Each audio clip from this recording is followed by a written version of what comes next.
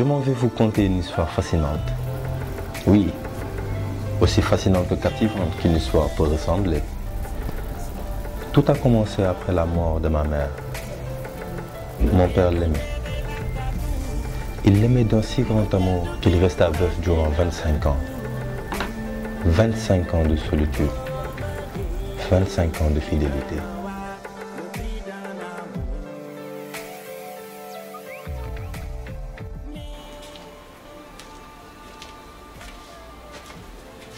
Vieux, réfléchis bien à notre discussion. Et tu vas savoir que ce que je te dis. Mais ce qui me préoccupe le plus est comment l'aurait pris Pape si un jour je décide de me remarier. Non, t'inquiète pas pour Pape. Il a sa vie à faire. Et moi, je suis sûr que Pape pour moi, je suis un papa.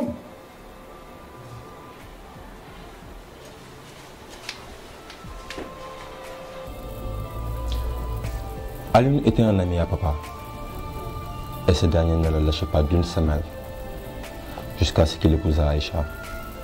Une fille que lui avait présentée ce dernier. Mbaa jàmm la papa. waaw jàmm rek Ousmane daf ma ne démb dafa am ku ñëwoon doon la seet ma bëggoon xam kan la. waaw kooku tonton Fall la. tonton Mbaye mu ngi ko présenté. l'autre jour man jóge sama kër xarit bi Adama ba ma doon mu présenté ma ko. waaw lan la fi doon wut moom. moom daal nee na papa dafa bëgg man ak moom ñu gën a xamante daal xam la yow ak sama yaay affaire yooyu sama famille man ak ñu gën a xamante. waaw dégg naa la mais bu fi ñëwatee fexeel ma gisanteeg moom dégg nga. Aïcha nag yar bi nekk ci moom jigéen la comme jigéen ñi mais yar bi ak éducation bu baax bi nekk ci moom vraiment mbayu yàlla la mais góorgóorlu gu mu def man ak ay waaj man ñun ay waajuram. ma bëggoon xam nga lan mooy say tànk dëgg-dëgg. Je suis à la recherche d'une femme. Femme. Oui, Aïcha.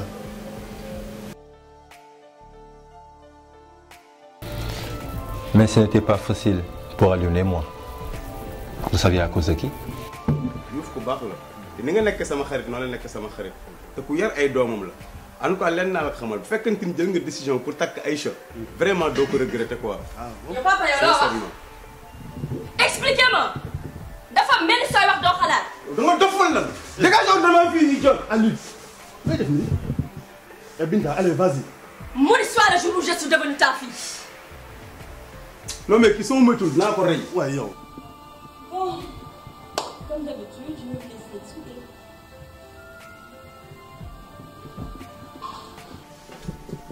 Yo, là nous sommes Et bana, viens me gars. Qu'est-ce que tu allais raconter à mon père jusqu'à ce qu'il soit énervé? Je n'ai fait que le raisonner. Y a pas de mal à ça. C'est à toi de raisonner mon père, Binta. Occupe-toi de tes affaires. Laisse mon père tranquille. Sinon... Sinon quoi? Tu vas me frapper? Papa, le bougou que nous man, comment tu fais me dorer? S'il te plaît, place le temps que je me fasse plus belle.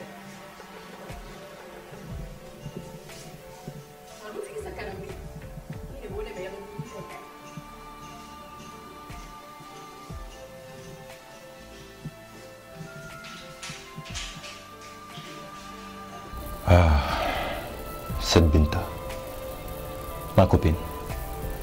Qu'est-ce que je raconte comme ça? Pardonnez-moi, je voulais dire ma fiancée. Capricieuse et insolente, cette fille allait se battre de toutes ses forces pour que ce mariage n'ait pas lieu. Mais aussi avec Adama, qu'elle soupçonnait d'avoir une relation avec moi. Tu m'en connais plus, Binta? Non, je te reconnais pas. Vu que je n'ai pas l'habitude de fréquenter des filles comme toi, c'est normal que j'oublie vite mon visage. Mais j'avais hâte de te parler. Me parler? Ah moi? Et de quoi veux-tu qu'on parle? Tu n'as même pas 30 ans. De quoi t'as peur? Peur? Moi? Et de quoi j'aurais peur? De ne pas avoir un homme de ton genre. Mais je te comprends. Les filles comme toi n'intéressent pas aux jeunes. Ton père, il est là ou pas? Ne me demande pas mon père. Et écoute bien ce que j'ai à te dire. Tant que je serai là, tu te marieras jamais avec Vieux Fall. Ah! Ben là, je comprends. Donc le vieux t'intéresse aussi? C'est pour cela que tu te mets dans cet état. Comment là la wax C'est mi ngi dommage. bëgg a bëri. Génnal ci biti laa la wax. Eh génnal ci biti. Arrête. Lan laa dégg yow yaa moom kër gi wala man maa moom kër gi est-ce que ça soit la première et la dernière fois nit di fi ñëw nga koy dàq dégg nga li ma la wax waaye yow yaa réew. Pourquoi ton papa veut se remarier?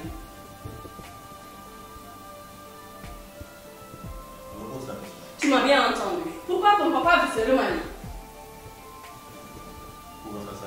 Refaire quoi? À son âge, tu ne vois pas qu'il a d'autres choses à faire que de refaire sa vie? Donc, si je comprends bien, tu n'es pas d'accord que mon père cherche notre papa. Bien sûr que je ne suis pas d'accord. Je vais te dire une chose, Rita. Je veux que ce soit clair. Occupe-toi de notre relation, ok? Si je comprends bien, ça ne te dérange pas d'avoir une belle-mère? Je t'ai dit de t'occuper de nos affaires. Papa, je t'ai pas vu hier. C'est qui cette fille? C'est à toi que je parle, c'est qui cette fille? Adama était ma stagiaire. Obsédée par moi, cette fille était déterminée à me faire vivre l'enfer. Chérie.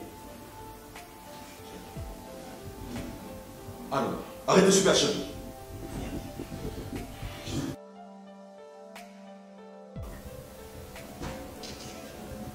Tu comprends rien, toi.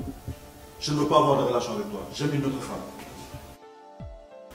Et tu crois que je vais te laisser parce que t'as une autre copine? Dieu merci. Tu vas quitter l'entreprise cette semaine. Je vais quitter ma vie, mais je veux que tu retiennes une chose. Je veux que tu ne jamais musique sur l'aventure. Yobita, Yola, t'es là? Je ne veux pas de cette fille dans l'entreprise. Il faut qu'on la renvoie. Non mais, quelle fille? Et quelle entreprise? C'est une fille qui travaille dans l'entreprise de papa. Elle me plaît pas. J'aime pas la façon dont elle se comporte avec papa. D'accord, attends, respire. Bon, elle travaille là-bas, n'est-ce pas?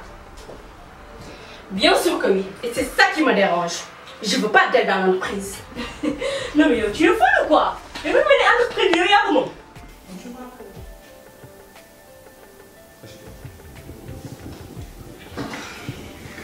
Pourquoi tu veux toujours me créer des problèmes? Tu crées des problèmes. Je ne vois pas pourquoi. Tu sais très bien de quoi je parle, Adama. Et je vais te dire, je n'accepterai plus ton jeu. N'entre plus dans mon bureau central. Est-ce que j'ai été assez clair?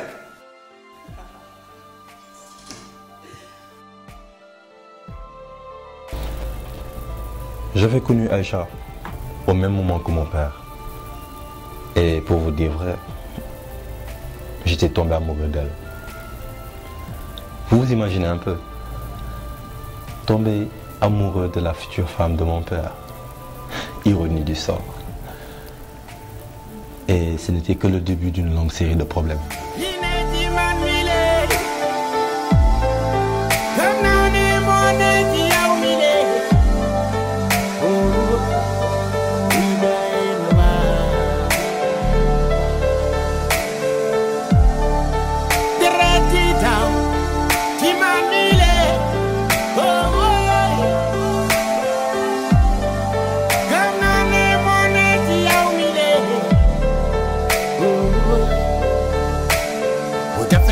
aduna bi dafa bañu mëna songante ñun ñaar nangu jël na teru bañ te dëggu fen li moko doy waar li nekk ci sama xol bi moo ne. Qu'est-ce que Binta a encore fait? Ah ouais. Je sais pas venir ici pour parler de Binta. Ah bon? Donc de quoi ou bien de qui veux-tu qu'on parle? Hier en quittant chez toi, j'étais passé au supermarché. Et devine quoi? Je suis tombé sur une fille. Je n'arrive pas à la faire sortir de ma tête. Ah mais c'est cool. Mais vas-y, raconte. Comment elle s'appelle? Je ne vais pas demander son enfant. Mais bon, dernier, je connais pas. Et on l'a oublié. Faut que je revoie cette fille. Et maintenant, comment continuer à une personne que tu ne connais ni, dont tu ne connais ni son nom, ni l'endroit où elle habite? Peut-être qu'au supermarché, ils la connaissent. Tu crois? Personnellement, je me dis que ce sera difficile. Hein? Pourquoi est-ce que tu tiens tant à la revoir? Elle te plaît, c'est ça? Non? Je sais pas. Il faut que tu l'aides à la retrouver. Ah, comment on pourrait essayer donc, je vais quand même pas faire le tour du Sénégal à chercher une personne que je n'ai jamais vue. D'ailleurs, je ne sais même pas à quoi elle ressemble. Il faut que je revoie ça. Oui. J'avais rencontré son père dans un autre contexte, sans pour autant savoir que c'était le père de la fille que je cherchais depuis si longtemps. Issu d'une famille modeste, Aïcha reflétait la femme idéale qu'un homme espérait avoir. Cette femme attirée de par son charme, sa simplicité et sa beauté. Maman! Dis-moi, comment tu me trouves? Aïcha, maman, j'aime bien Digadi. Tu es très belle, ma fille. Merci. Et toi? Comment tu trouves ta soeur? Belle homme, c'est vrai. Mais je ne trouve pas d'importance à ce que tu te fasses belle. Pourquoi? Oui. Pourquoi tu veux dire ça? Mais yaay dëgg laa wax sa doom ji amul kenn ku muy war a rafetaay. Maintenant toi dis-moi pourquoi t'as pas de copain? Et la famille de Manso dans toute cette histoire? Manso était un promoteur s'affairant dans l'immobilier. Et c'était mon associé aussi. Ah, j'avais oublié. Il était vraiment obsédé par Binta. N'ayez aucune crainte, monsieur. Et je vous dis que mon ami est la personne idéale pour ce projet. Alors, essaye de fixer un rendez-vous le plus rapidement possible avec ton ami. Il n'y a aucun souci. Demain, j'ai prévu d'aller le voir. Comme ça, Inch'Allah, je lui dirai de nous accorder un rendez-vous. Voilà, pas. C'est ça le but du projet. Je vois que c'est quelque chose de très important. Et d'ailleurs, j'en parlerai à mes collaborateurs. Je pense qu'ils auront le même avis que moi. J'en suis sûr. Ah, j'espère que vous avez fini. Oui, on va. On a tout dit. Super. Je pense qu'avec Pape, Manso aura un bon collaborateur. Je viens de vous résumer une petite partie de l'histoire, préférant vous plonger avec moi dans cette si grande et magnifique aventure. Un amour qui ne peut survivre qu'au bris d'un péché doit être bien triste, n'est-ce pas? Voici la préface du prix d'un amour.